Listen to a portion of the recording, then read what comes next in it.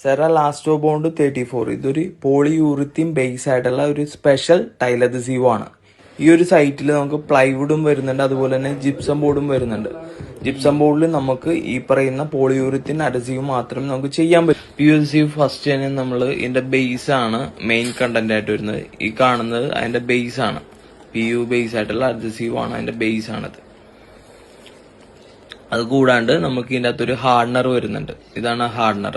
Hardener mix ചെയ്യണതിന് മുമ്പായിട്ട് നല്ലപോലെ shake ചെയ്യുക, എന്നിട്ട് കംപ്ലീറ്റ് ഹാർഡനർ മിക്സ് ചെയ്യുക. അത് കഴിഞ്ഞിട്ട് ഇതുപോലത്തെ ഒരു മെഷീൻ കൊണ്ട് നമ്മൾ നല്ല രീതിയിൽ യൂണിഫോം ആയിട്ട് ഇത് മിക്സ് ചെയ്തെടുക്കുക, എങ്കിൽ മാത്രമേ ഇതിന്റെ കറക്റ്റ് സെറ്റിംഗ് ആവുള്ളൂ. അത് കഴിഞ്ഞിട്ട് നമുക്ക് ഈ പറഞ്ഞ പോലെ തന്നെ വാളിൽ നമുക്ക് ഇത് ഒരു ട്രവൽ ഉപയോഗിച്ചിട്ട് കംപ്ലീറ്റ് ലെവലായിട്ട് നമുക്കത് അപ്ലൈ ചെയ്ത് വെക്കാം.